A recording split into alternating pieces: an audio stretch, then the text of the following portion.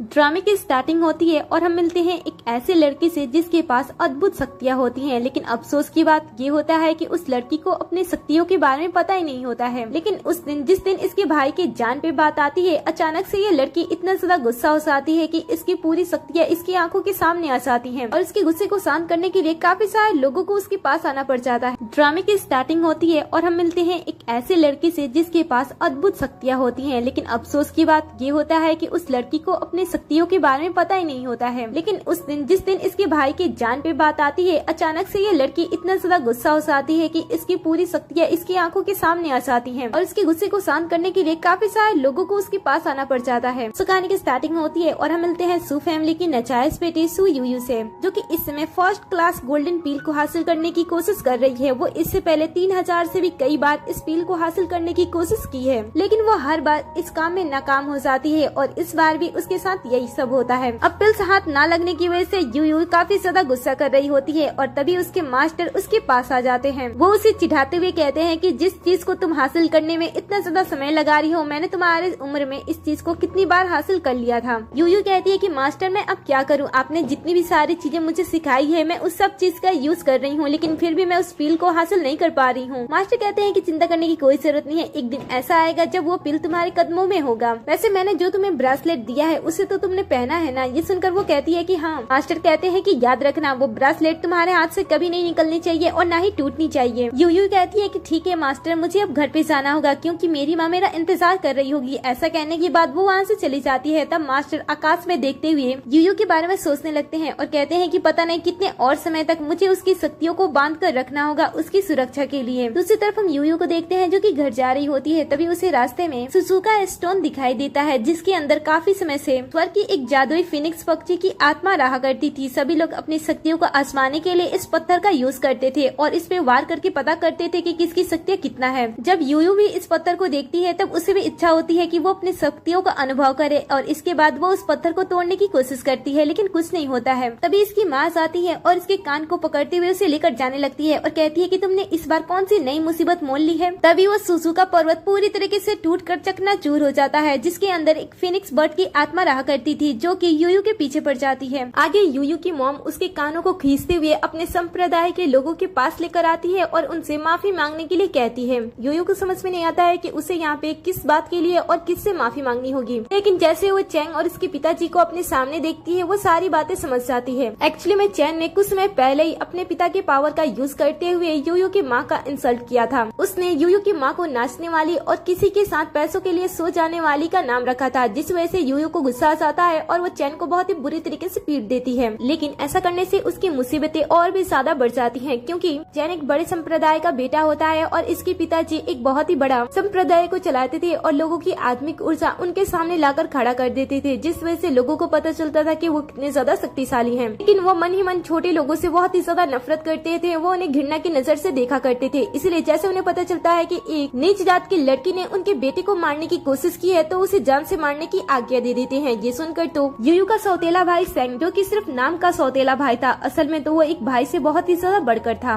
ये जानने के बाद भी कि यूयू उसकी सौतेली बहन है, वो उसका बहुत ही अच्छी तरीके से ख्याल रखता था, हर एक परेशानी से उसे दूर रखता था। लेकिन इस समय की सिचुएशन को देखकर तो वो अपनी बहन के लिए पूरी तरीके से घबरा जाता है और संप्रदाय के सबसे बड़े गुरु जाओ के सामने आकर उनसे अपनी बहन की जान की भीख मांगता है। लेकिन जाओ उस पे गुस्सा करता है और कहता है कि अगर तुम अपनी बहन की जान बचाने की कोशिश कर रहे हो तो तुम समझ जाना मैं तुम्हें अपने संप्रदाय से बाहर भी निकाल सकता हूँ और तुम्हें पता होना चाहिए कि कुछ ही समय के बाद हमारा संप्रदाय स्वर्ग से जुड़ने वाले कंपटीशन को भी स्टार्ट करना है, जिसमें जीतने वाले पर्सन स्वर्ग में जाकर रह सकते हैं। इसीलिए अगर तुम अपने लाइफ को अच्छा और बेहतरीन बनाना चाहते हो तो शांत रहो। अब सैंग अपने करियर और अपनी बहन दोनों को ही बचाने के लिए समझ नहीं पा रहा होता है कि आगे उसे क्या करना चाहिए। अगर वो यहाँ पे कोई भी गलत डिसीजन लेता तो उसे पूरी जिंदगी पछताना पड़ जाता है। इसलिए वो अपना दिमाग चलाता है और मास्टर जाओ के सामने ऐसा दिखाने की कोशिश करता है कि उसे फर्क नहीं पड़ता है कि उसकी बहन मरे या फिर जिए। लेकिन साथ ही वो अपने मास्टर के कानों में ये बात डाल देता है कि आज ये सारी चीजें करना बहुत ही गलत साबित हो सकती है जाओ के फैमिली के लिए, क्योंकि किसी भी कंपटीशन से पहले किसी की जान ले लेना कंपटीशन के लिए बुरा साबित हो सकता है। ये बात सुनकर जाओ उसे जाने के लिए कह देते हैं, लेकिन वो जाते हुए सैंग को आखिरी बार ये बात कह देते हैं कि अगर इस लड़की ने उनके परिवार के लिए कई और मुसीबत खड़ी करने की कोशिश की तो वो इसके बारे में दोबारा सोचेंगे नहीं, सबसे पहले उसकी जान ले लेंगे।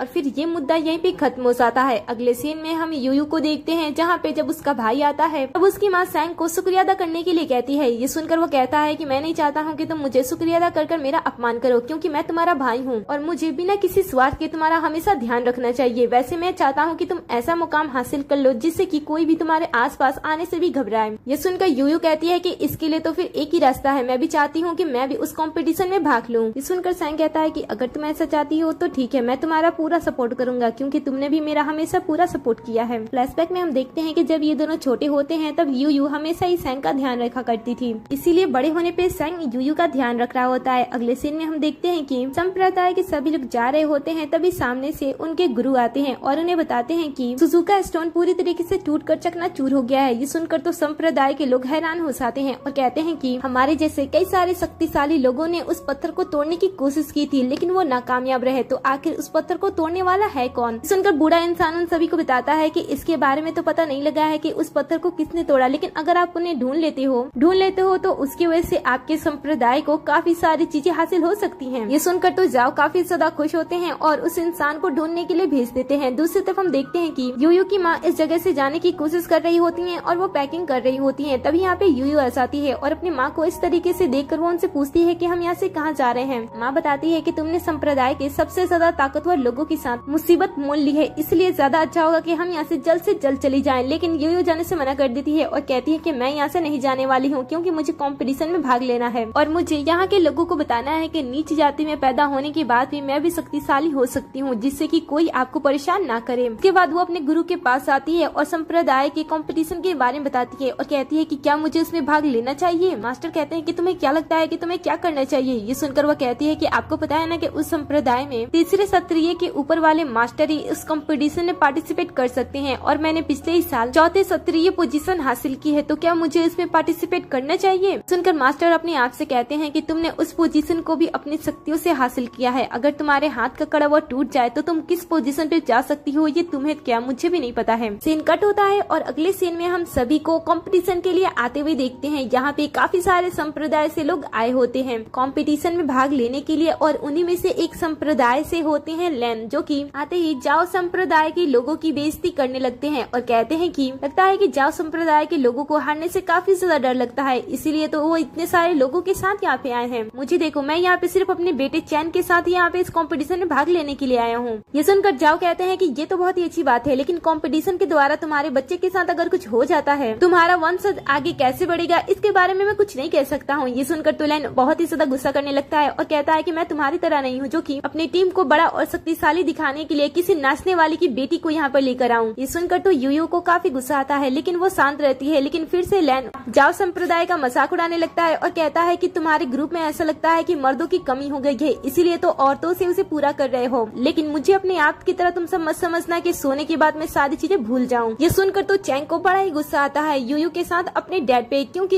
यूयू के मॉम की कहने की वजह से जाओ के डैड यूयू को यहाँ पे लेकर आए थे। अब इनका मामला आगे बढ़े उससे पहले यहाँ पे मास्टर साओ की एंट्री हो जाती है। सभी मास्टर को देखकर बहुत ही अदब के साथ उनका स्वागत करते हैं। इसके बाद मास्टर कंपटीशन को स्टार्ट कर देते हैं और अपने शक्तियों से स्वर्ग की सीढ़ी को यहाँ पे लाते हैं और कहते हैं कि आपका कंपटीशन इसी सीढ़ियों के साथ होगा। ये स्वर्ग की सीढ़ियाँ हैं जो कि सिर्फ 10 ही सीढ़ियाँ हैं। आप लोगों को बस इन सीढ़ियों पे चढ़ना होगा, जो कि दिखने से तो बहुत ही ज्यादा आसान लग रही है, लेकिन मैं आपको बता दूं कि कई सारे लोगों की मौत इन सीढ़ियों पे चढ़ने की वजह से हो गई है। इसीलिए मैं चाहता हूँ कि जिसका भी लेवल 3 से ऊपर हो वही इस कंपटीशन में भाग ले, क्योंकि हर सीढ़ी दूसरे सीढ़ी से कई गुना ज्यादा शक्तिशाली है। इसीलिए पिछले 1000 सालों से किसी ने भी इस पूरे सीढ़ी को चढ़कर इसे पार नहीं किया है। हालांकि कुछ 100 साल पहले जाओ के संप्रदाय से एक पर्सन ने इस सीढ़ी को पार करने की कोशिश की थी और वो लगभग 8वीं सीढ़ी तक पहुंच भी गया था, लेकिन उसके बाद किसी ने भी उसके बराबर तक जाने की कोशिश नहीं की। तो आज देखते हैं कि आज यहाँ पे कोई है जो कि उसके बराबर या फिर उससे आगे जाने की कोशिश करता है। अब ऐसे ही बातों से ये कंपटीशन भी स्टार्ट हो जाता है। सबसे पहले एक संप्रदाय के राजा बेटा सामने आते हैं और इन सीढ़ियों पे चढ़ने की कोशिश करते हैं, लेकिन पहला कदम ही इतना ज्यादा स्ट्रॉन्ग होता है कि पहले कदम से ही वो पीछे गिर जाता है।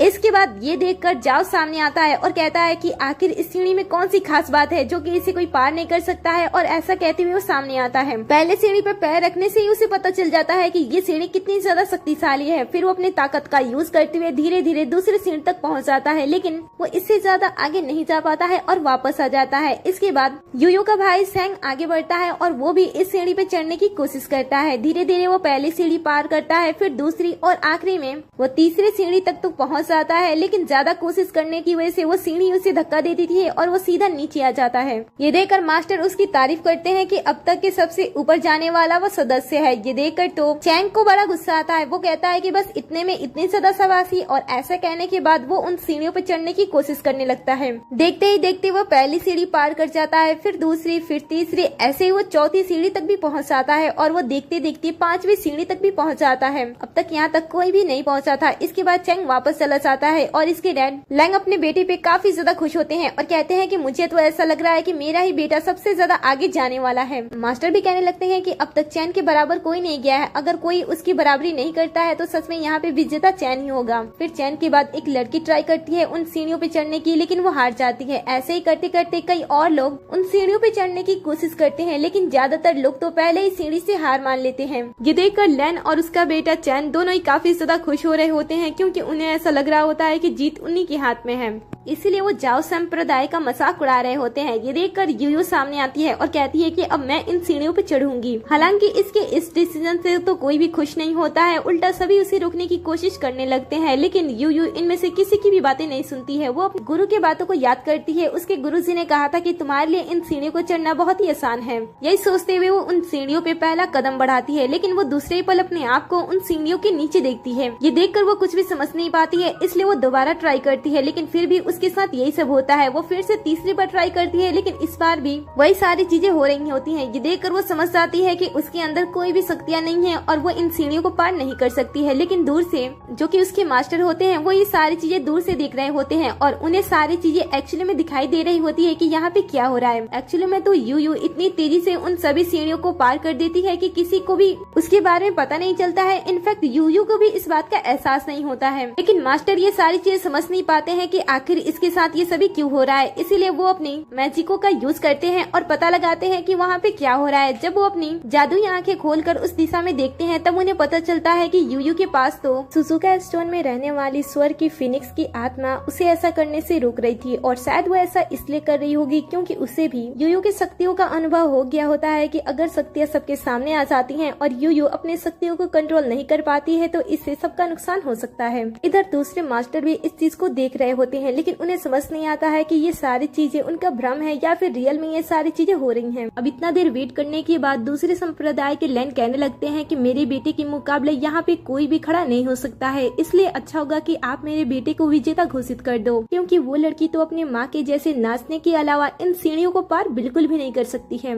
ये सुनकर जाओ संप्रदाय के लोग ऐसा करने से रोकने लगते हैं। तब लैंड संप्रदाय के लोग, अगर तुम्हारे लड़के इस सीढ़ियों पर चढ़ने के योग्य नहीं है तो मैं तुम्हें एक और मौका देता हूँ, मेरे बेटे के साथ युद्ध करके देख लो। इसके बाद चैन लड़ाई करने के लिए सामने आ जाता है और जाओ संप्रदाय का एक गार्ड उसके साथ लड़ने के लिए आगे आता है, लेकिन वो बहुत ही आसानी से हार जाता है। ये देखकर तो जाओ संप्रदाय को काफी शर्मिंदगी महसूस होती है। इसीलिए वो यूयू से कहते हैं कि अगर तुम हार भी जाती हो तो इसमें कोई बुरी बात नहीं है, लेकिन तुम्हें उन सीढ़ियों पे चढ़ना होगा और बताना होगा कि तुम भी उन सीढ़ियों पे चढ़ सकती हो। जैसे वो करने के लिए आगे बढ़ती है, उसका भाई उसे रोक देता है और कहता है कि तुम्हें चढ़ने की कोई जरूरत नहीं है, मैं उससे मुकाबला करके उसे हरा सकता हूँ। ऐसा करने के बाद वो सामने आता है और चैन के साथ लड़ाई करने लगता है। दोनों संप्रदाय के बीच में काफी देर तक युद्ध चलते रहता है, क्योंकि दोनों ही काफी ज्यादा ताकतवर होते हैं, लेकिन चैन की शक्ति या सैंग के मुकाबले काफी ज्यादा होती है, इसीलिए वो उसे बहुत ही बुरी तरीके से हराना स्टार्ट कर देता है। यूयू अपने भाई को जब बार बार चोट लगते हुए बार बार नीचे गिरते हुए दिखती है तो उसे बड़ा ही बुरा लगता है, और जब जब उसे बुरा लगता है और गुस्सा आता है उसका कंगन साइन करने लगता है। लेकिन इतना ज्यादा चोट लगने के बाद भी सैन इस लड़ाई को बीच से ही खत्म नहीं करता है, क्योंकि उसने लास्ट टाइम उसने अपनी बहन की जान बचाने के लिए जाओ के संप्रदाय से वादा कर लिया था और उसने कहा था कि जब तक उन्हें जरूरत होगी तब तक वो उन्हें सर्व करेगा। इसलिए सैंग इस लड़ाई को बीच से छोड़ नहीं सकता था, इसलिए वो चोट लगने के बावजूद भी फिर से लड़ने के लिए खड़ा हो जाता है। ये देखकर तो चैंग इस बार सैंग पे ऐसे ऐसे मैजिक करता है जिस वजह से उसकी हालत बहुत ही ज्यादा खराब हो जाती है और उसके मरने तक का समय नजदीक आ जाता है। ये देखकर यूयू को बर्दाश्त नहीं होता है और वो अपने भाई की जान बचाने के लिए उसके पास जाती है,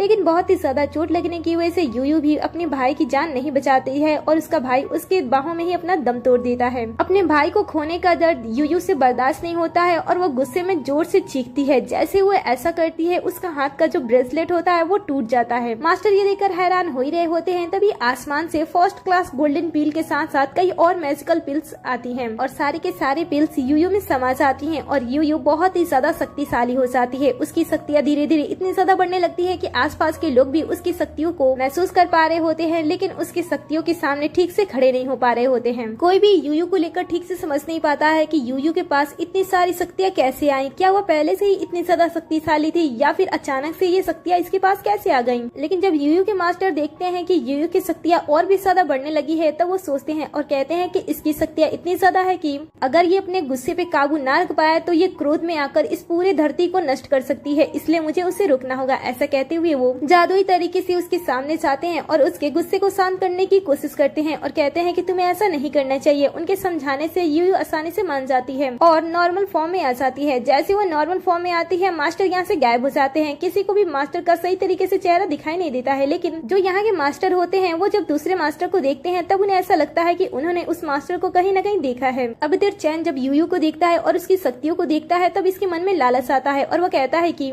इसके पास इतनी शक्तियाँ हैं, वैसे मुझे लगता है कि ये इन शक्तियों को डिजर्व नहीं करती है। ऐसा कहते हुए वो यूयू को जान से मारने की कोशिश करता है ताकि वो उसके सभी शक्तियों को उससे छीन सके, लेकिन अब समय अलग होता है। यूयू उससे ही बहुत ही बुरी तरीके से मारती है और कहती है कि इस बार ऐसा करने के बारे में सोचना भी मत। कुछ देर तक इन दोनों में लड़ाई होता है। यूयू उसे आराम से रोक रही होती है, लेकिन जब वो देखती है कि चैन आगे बढ़ रहा है हद से, तब वो उसे जान से मारकर एक ही बार में खत्म कर देती है, जिस वजह से इसके डैड लैन को तो काफी ज्यादा गुस्सा आता है और वो अपने बेटे के प्यार में यूयू को जान से मारने की कोशिश करने के लिए आगे बढ़ते हैं। लेकिन तभी यहाँ पे मास्टर आ जाते हैं और उन्हें ऐसा करने से रोक देते हैं और कहते हैं कि तुम्हें ऐसा नहीं करना चाहिए। ये सुनकर लैन कहते हैं कि आप ऐसा कैसे कर सकते हो, देखा नहीं इसने मेरे बेटे को जान से मार डाला। ये सुनकर यूयू कहती है कि आपके बेटे ने भी मेरे भाई को जान से मार डाला था। अब मास्टर के समझाने पे लैन तो वहाँ से जाने लगता है, लेकिन उसे अपने बेटे का बड़ा पछतावा होता है, इसलिए जैसे वो लोग पलटते हैं वो दोबारा फिर से हमला करता है। लेकिन यूयू अब पहले से बहुत ही ज्यादा शार्प हो गई होती है, इसलिए वो उसके हमले को आसानी से काट देती है और ये देखकर चाओ को भी बड़ा अच्छा लगता है। वो भी यूयू की शक्तियाँ चुराने के बारे में सोचता है, लेकिन प्यार से। तो मास्टर पे जोर डालता है और कहता है कि आपको अब यूयू को विजेता घोषित कर देना चाहिए। ये सुनकर मास्टर कहते हैं कि ठीक है और उसके बाद जैसे वो यूयू को यहाँ का विजेता घोषित करने वाले होते हैं, यहाँ पे एक और पर्सन की एंट्री होती है। ये बड़े गुरु होते हैं। जैसे ये यहाँ पे आते हैं वो यूयू को विजेता घोषित न करने की बात करते हैं और कहते हैं कि मैं एक ऐसे लड़की को यहाँ का विजेता नहीं बनाना चाहता हूँ जिसने रूल एंड रेगुलेशन को तोड़कर इसमें पार्टिसिपेट किया है। मेरे हिसाब से चैन ने उन सीढ़ियों को पार किया था, इसलिए विजेता उसे ही बनना चाहिए और आगे उसके साथ क्या हुआ था मुझे उसके बारे में बात भी नहीं करनी है। अब इस तरीके से बड़े गुरु चैन का आज का विजेता घोषित करने की कोशिश कर रहे होते हैं, लेकिन मास्टर जो की सारी चीजें शुरू से देखते आ रहे होते हैं वो उन्हें समझाने की कोशिश करते हैं और कहते हैं कि असली मायनों में यूयू यहाँ की विजेता होनी चाहिए। सुनकर तो बड़े गुरु को बड़ा ही गुस्सा आ जाता है। वो कहते हैं कि जो नियम है वो तोड़ने के बाद तुम विजेता बनाना चाहती हो, मैं ऐसा नहीं होने दूंगा। दरअसल बड़े गुरु को भी नीच जात के लोग पसंद नहीं थे, इसीलिए वो आज किसी हाल में भी यूयू को यहाँ का विजेता घोषित नहीं करना चाहते थे, जिसके लिए ऐसे वो आज कई सारे बहाने बना रहे होते हैं। और जब मास्टर उनका विरोध करते हैं तो वो उनपे ही गुस्सा हो जाते हैं और कहते हैं कि अगर तुम नियमों को नहीं मानते हो तो तुम्हें ये पद छोड़ देना चाहिए। अब कुछ लोग मास्टर और यूयू के सपोर्ट में सामने आते हैं और कहते हैं कि चैन तो पहले ही मारा जा चुका है तो हम उसे विजेता कैसे बना सकते हैं। ये सुनकर यूयू भी सामने आती है और बातों को विरोध करते हुए कहती है कि उसने ये सारी चीजें हासिल की है तो विजेता उसे ही बनना चाहिए। लेकिन इस बात से बड़े गुरु को इतना ज्यादा गुस्सा आ जाता है कि बड़े गुरु के साथ मिलकर सभी से ये कह देते हैं कि अब कंपटीशन से कुछ भी लेना देना नहीं है। अगर जो कोई भी पर्सन मेरे लिए यूयू को खत्म कर देगा मैं उसे ही विजेता बना दूंगा। ये सुनते ही यहाँ पे जितने भी लोग होते हैं वो बिना सोचे समझे यूयू को जान से मारने की कोशिश करने लगते हैं और सभी लोग एक साथ मिलकर उस पर हमला करने लगते हैं। इसमें कोई भी ये नहीं दिखता है कि यूयू उसके संप्रदाय से है या फिर नहीं, उन्हें तो बस जीत हासिल करनी थी, इसीलिए वो यूयू को जान से मारने की कोशिश कर रहे होते हैं। लेकिन यूयू उन सभी को अकेले बड़ी आसानी से संभाल रही होती है और जब वो थोड़ी सी कमजोर पड़ती है तो जो फिनिक्स पक्षी की आत्मा होती है वो सामने आ जाती है, जिसे देखकर तो सभी डर जाते हैं क्योंकि आज से पहले किसी ने भी सुजुका स्टोन में रहने वाले स्वर्ग की फिनिक्स की आत्मा नहीं देखी थी, इसलिए वो डर जाते हैं और उन्हें ऐसा लगता है कि यूयू काला जादू करती है और शायद इसी वजह से वो इतनी ज्यादा ताकतवर हो गई है कि आज वो सबको हरा रही है और उसने चैन की भी जान ले ली है। इसीलिए सभी लोग मिलकर एक बार फिर से उस फिनिक्स की आत्मा और साथ ही यूयू को जान से मारने की कोशिश करने लगते हैं। लेकिन इस बार भी यूयू और फिनिक्स की आत्मा के सामने कमजोर पड़ जाते हैं और यूयू बड़े ही आसानी से उन सभी को हराने लगती है। ये देखकर तो किसी को भी भरोसा नहीं हो रहा होता है कि आखिर उनके साथ क्या हो रहा है। वो सोचते हैं कि उनके पास तो इतने सारे पावर्स हैं और वो इतने सारे लोग हैं, लेकिन फिर भी वो यूयू के सामने कुछ भी क्यों नहीं कर पा रहे हैं। इसीलिए बड़े गुरु और गुरु साथ में मिलकर इस बार कुछ अलग शक्तियों का यूज करते हैं और यूयू पे हमला करने की कोशिश करते हैं। लेकिन तभी यहाँ पे एक और पर्सन की एंट्री हो जाती है जो कि सबसे बड़े गुरु होते हैं, इन सभी के गुरुओं के गुरु होते हैं। उन्हें देखकर तो सभी यूयू के बारे में बताने लगते हैं कि ये लड़की कैसे है, ये लड़की यहाँ पे क्या कर रही है और इसके पीछे कौन है। वो सभी मिलकर सबसे बड़े गुरु को ये विश्वास दिलाने लगते हैं कि इस लड़की के साथ एक बहुत ही बुरी आत्मा है जो कि सभी को नुकसान पहुंचाने की कोशिश कर रही है। ये सुनकर तो यूयू सबसे बड़े गुरु से भी कहती है कि वो कोई बुरी आत्मा नहीं है, लेकिन बड़े गुरु इन सभी की बातों में आ जाते हैं और कहते हैं कि इसका पता मैं खुद ही लगा लूंगा। ऐसा कहते हुए वो कुछ अनोखी सी मैजिक करते हैं और उस बुरी आत्मा को देखने की कोशिश करते हैं। लेकिन जैसे वो फिनिक्स की आत्मा को देखते हैं वो पूरी तरीके से हैरान हो जाते हैं। वो फिनिक्स की आत्मा भी उनसे बात करने लगती है, कहती है कि तुम अपने गुरु के सामने इस तरीके से खड़े हो, क्या तुम सारी चीजें भूल गए हो कि गुरु से मिलने के बाद उन्हें क्या किया जाता है। ये सुनकर तो सबसे बड़े गुरु पहले काफी ज्यादा घबराते हैं और उसके बाद फिनिक्स की आत्मा के सामने झुककर उसका स्वागत करते हैं और कहते हैं कि मुझे माफ कर दीजिए, मुझे बहुत ही ज्यादा भूल हो गई। मैंने आपको नहीं पहचाना कि आप सुजुका स्टोन में रहने वाली स्वर्ग की जादुई फिनिक्स है। मैंने आपके रूप को नहीं देखा। ऐसा कहते हुए वो माफी मांगता है। जैसे ही इसकी बातें सभी लोग सुनते हैं कि ये कोई बुरी आत्मा नहीं है, ये तो सुजुका स्टोन में रहने वाली स्वर्ग की फिनिक्स की आत्मा है, तब ये लोग भी काफी ज्यादा डरने लगते हैं। और इनकी बातें सुनकर यूयू को भी पता चलता है कि उसकी जो रक्षा कर रही है वो कौन है।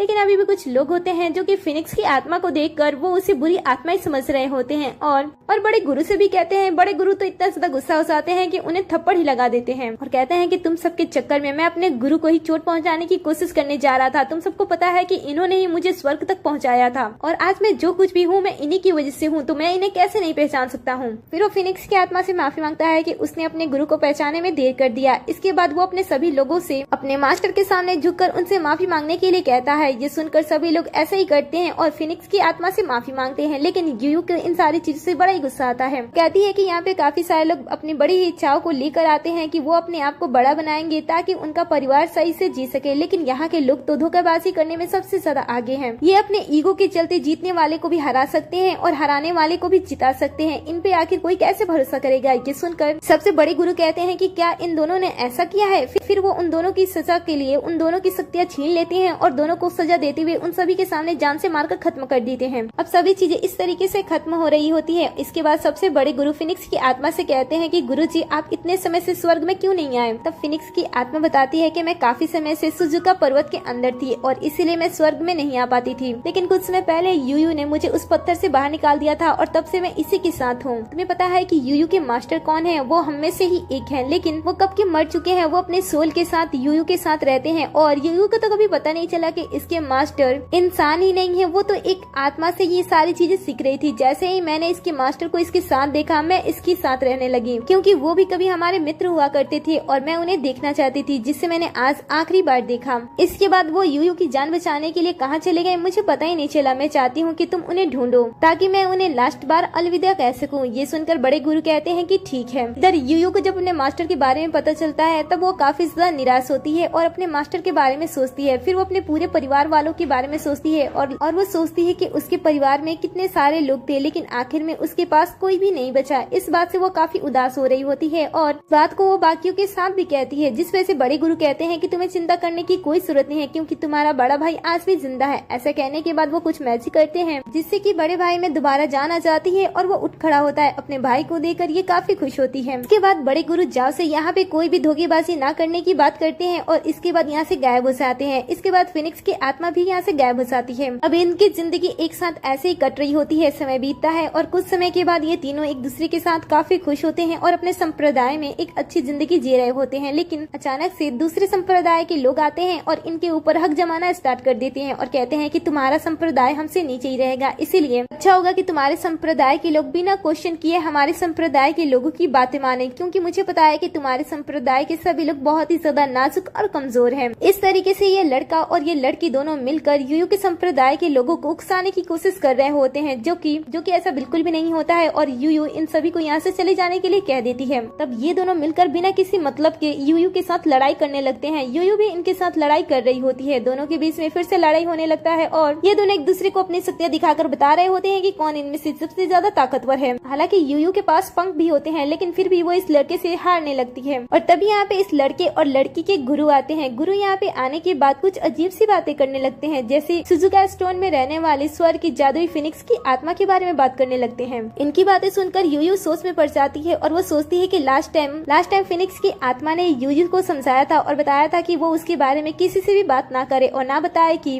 उसके साथ फिनिक्स की आत्मा है, क्योंकि ये यूयू के लिए भी परेशानी खड़ी हो सकती है। इसीलिए उसने बात को छुपाने के लिए कहा था, लेकिन कई सारे लोगों को पता नहीं कहां से फिनिक्स की आत्मा के बारे में पता चल गया था और वो उसकी शक्तियों को हासिल करने के लिए यूयू को एज अ चारा के तौर पे यूज कर रहे थे, जो कि जैसे यूयू को समझ में आता है वो सावधान हो जाती है। इसके बाद ये लोग कितनी भी ट्राई करते हैं कि वो फिनिक्स की आत्मा को यहाँ पे बुलाएं, लेकिन यूयू तो इनके मुंह पे ही बेइज्जती कर देती है और कहती है कि चाहे कुछ भी हो जाए मैं उसे यहाँ पे नहीं बुलाने वाली हूँ, जो कुछ भी करना है कर लो। सुनकर बूढ़ा गुस्सा हो जाता है और उसे जान से मारने की कोशिश करता है। ये देखकर सैंग अपनी बहन को बचाने के लिए बीच में आता है और चोट उसे लग जाती है। इसके बाद बूढ़ा फिर से यूयू को जान से मारने की कोशिश करता है, तब इस बार उसके दूसरे गुरु आ जाते हैं और शक्ति को रोक लेते हैं। दोनों के बीच में थोड़ी देर लड़ाई होता है, लेकिन ये लोग काफी ज्यादा होशियार होते हैं, इसीलिए समय रहते ही ये दोनों लड़का लड़की अपने गुरु के इशारे पे यूयू के माँ और उसके भाई को बंदी बना लेते हैं और पलक झपकते ही यहाँ से भाग जाते हैं। इसके बाद बूढ़ा यूयू से कहता है कि अगर तुम अगली बार फिनिक्स की आत्मा के साथ मेरे पास नहीं आओगी तो अगली बार मैं तुम्हारे भाई और तुम्हारी माँ में से किसी एक को मारकर तुम्हारे पास भेज दूंगा। ये सुनकर यूयू से जान से मारने की कोशिश करती है, लेकिन बूढ़ा जादू करके वहाँ से भाग जाता है। ये देखकर यूयू को कुछ भी समझ में नहीं आता है कि वो अपनी माँ और भाई की जिंदगी किस तरीके से बचाए, क्योंकि उसने फिनिक्स की आत्मा से भी वादा किया था कि वो उसके बारे में किसी को नहीं बताएगी। अब वो अपने वादों के बीच में ही फंस गई होती है और रात होने पे घर पे बैठकर अकेले सोच रही होती है कि आखिर उसे आगे क्या करना चाहिए। तभी उसकी आंख लग जाती है और जब वो अपनी आंखें खोलती है तब वो अपने आप को एक दूसरी जगह पे देखती है जहाँ चारों तरफ तारे ही तारे होते हैं, जिसे देखकर वो समझ नहीं पाती है कि वो कहाँ पे है। और तभी वो अचानक से अपने मास्टर को देखती है। मास्टर को देखकर वो इतनी ज्यादा खुश हो जाती है कि वो उन्हें गले से लगा लेती है और कहती है कि मास्टर आपने पहले क्यों नहीं बताया, आप मेरे साथ क्यों नहीं रहते हो। ये सुनकर उसके मास्टर उससे कहते हैं कि मैं इंसान थोड़ी ना हूँ जो कि तुम्हारे पास रहूं, मैं एक आत्मा हूँ, इसलिए मैं ऐसी जगह पे रहता हूँ। वैसे तुम्हें पता है कि मेरी चारों तरफ क्या है, ये कोई सितारे नहीं है बल्कि ये वो पिल्स हैं जिसे तुम हमेशा हासिल करने की कोशिश किया करती थी। देखो यहाँ पे कितने सारे पिल्स हैं, तुम्हें पता है कि तुम कितनी ज्यादा ताकतवर हो। मैं हमेशा ही तुम्हारी ताकत को बांध कर रखने की कोशिश की है, क्योंकि तुम अपनी सोच से कई गुना ज्यादा ताकतवर हो। मुझे ऐसा लगता था कि तुम अपनी ताकत का सही तरीके से यूज नहीं कर पाओगी और न ही तुम अपनी ताकत को संभाल नहीं पाओगी, इसलिए मैंने तुम्हें वो ब्रेसलेट दिया था जो कि तुम्हारी शक्तियों को बांधे रखता था। लेकिन वो इस तरीके से टूटा और तुम्हारी शक्तियाँ इस तरीके से तुम्हारे सामने आई जैसा मैं कभी भी नहीं चाहता था। मैं चाहता था कि तुम अपनी सभी शक्तियों का धीरे धीरे अनुभव करो, जिससे कि तुम्हें उसे कंट्रोल करने में आसानी हो। लेकिन तुम तो धीरे धीरे अपने आप को बहुत ही ज्यादा कमजोर समझने लगी। देखो आज भी तुम मुझसे यही कह रही हो कि तुम इतनी ज्यादा कमजोर हो गई हो कि तुम अपने माँ और अपने भाई की जिंदगी नहीं बचा सकती हो। तो चलो आज तुम्हारे साथ हम कुछ ऐसा करें जैसे कि तुम्हारी सारी शक्तियाँ तुमसे जुड़ जाए और तुम कभी भी अपने आप को कमजोर महसूस ना करो। ये सुनकर यूयू अपने मास्टर की बात मानती है और वहीं पे अपना ध्यान लगाना शुरू कर देती है